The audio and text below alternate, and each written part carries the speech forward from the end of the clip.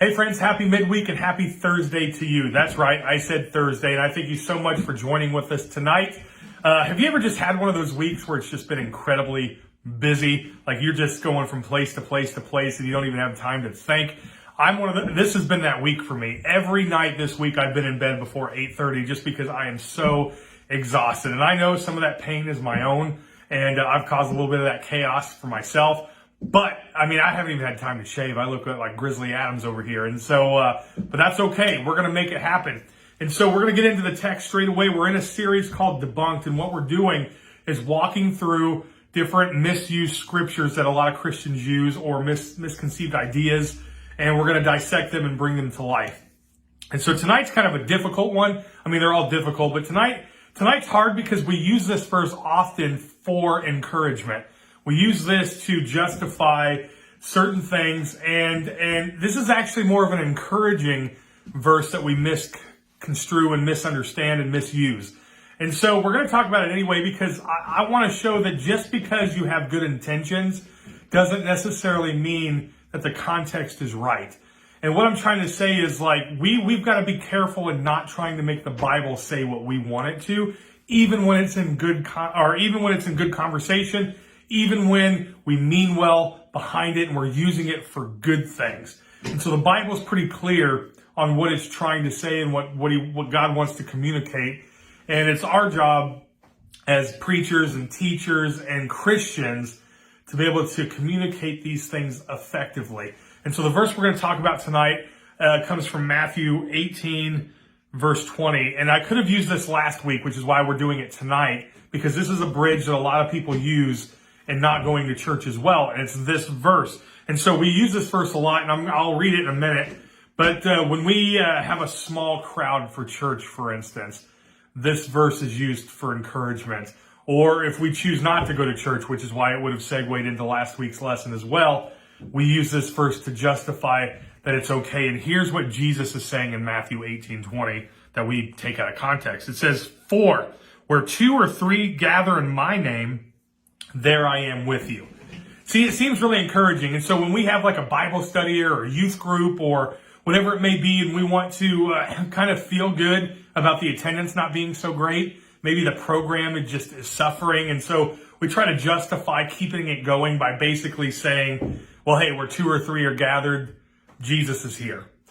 And so we almost try to trick ourselves into thinking that this is what that verse means. And so we encourage each other. Like I said, we do it in a good way. We do it in an encouraging way. But that doesn't mean that we're portraying the right image that Christ himself was trying to put here. So what we need to do is we need to read this in context, and then we'll talk about that, okay? So the context starts in verse 15. And what we're doing is we're talking about sin within the church. We're talking about how we should approach our brothers and sisters when things go crazy. And I'm going to read the whole context to you. And then hopefully that gives us a better idea of what this verse says. So starting in verse 15, "If your brother or sister sins, go and point out their fault, just between the two of you. And if they listen to you, you've won them over. But if they will not listen, take one or two others along, and that every matter may be established by the testimony of two or three witnesses." Jesus here, where he says that, a testimony is established by two or three witnesses, he's actually quoting Deuteronomy. All right, we're going to hop over there in a minute, but let's finish this context. Verse 17, "If they still refuse to listen, tell it to the church. And if they refuse to listen even to the church, treat them as if you would a pagan or a tax collector. Truly I tell you, whatever you bind on earth will be bound in heaven, and whatever you loose in earth will be loosed in heaven. Again, truly I tell you that if two of you on earth agree about anything they ask for, it will be done for them by my Father in heaven. For where two or three gather in my name, there I am with you."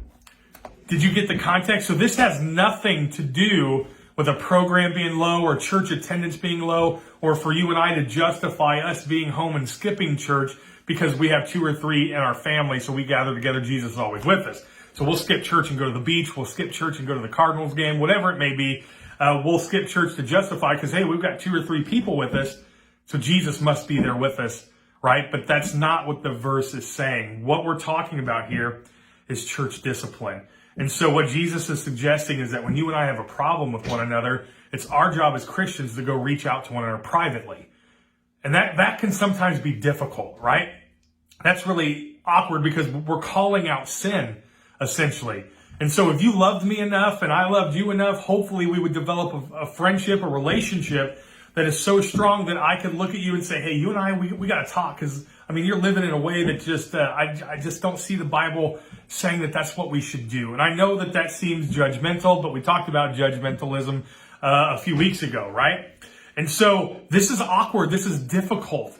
And so what Jesus is saying is that if it doesn't work with just one of you, then go gather 2 or 3 more and try again. And if that still doesn't work, then go before the church. And if they won't even listen to the church, then you just need to treat them as if they're not Christian at all, is essentially what Jesus is saying. And then he goes on to say, for where 2 or 3 are gathered, 2 or more are gathered, I will be there with you. What he's saying is that I am there to comfort you.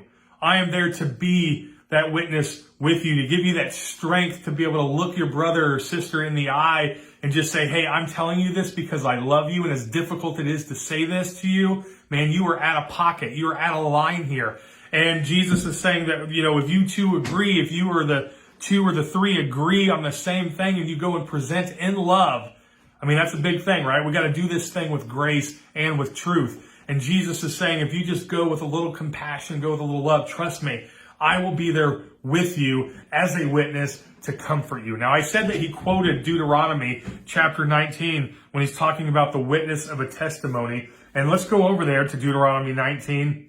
And this is where that starts also in verse 15. See how that works sometimes? This is where you easily start to remember how to cross-reference, because we've got Matthew 18:15 and now Deuteronomy 19:15. And this is what it says. And this is the law, right? This is the law. So it says, one witness is not enough to convict anyone accused of any crime or offense that they may have committed. Wow, that's good news. Because if that were the case, anytime there's an accusation against you, boom, you're done. But this is saying that one witness is just not enough to convict you. It's not saying that they're right or wrong. It's just saying that one witness to it is not enough to convict you of the offense. A matter must be established by the testimony of 2 or 3 witnesses.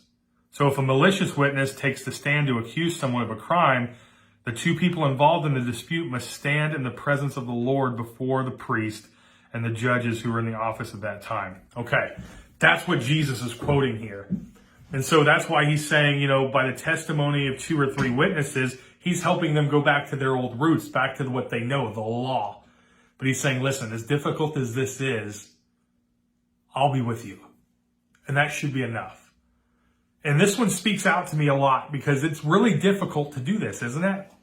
The friends in your life, the family in your life, and you're watching people crumble. Maybe they're your brother and sister. Maybe they're your neighbor. Maybe they're your fellow churchgoer. And you are watching their life crumble through addictions, through stepping out into worlds that they should have no part in, that's jeopardizing their marriage, the future with the children that they have, maybe the community involvement that they have, and their reputation, and just the way life is going for them is just crumbling around them. And sometimes when we personally are in the thick of it, we fail to see how detrimental it is to our life and the life of those we care about. And so sometimes it takes a strong person to step into that chaos and look somebody else in the eye and say, hey, because I love you, I got to tell you, you're screwing this up. And that's very difficult. But what Jesus is doing in here is trying to offer this encouragement by saying, where there are 2 or 3 others with you, I will be there too, as a witness, not just to the sin, but a witness to comfort you, to be with you so that you have the strength and you have the courage to be able to speak truth even when it's difficult. And so, friends, I know that verse is often misused in order to encourage others, but that's what it means, and it's still a great encouragement, so that when you and I have great dialogue and great friendship, we can call out the crazy sin in our life and do it in love, and hopefully we respond with love. Friends, I hope you have a great week. We look forward to seeing you at church this weekend, but if not, we'll catch you here next Wednesday as we continue with our midweek. God bless.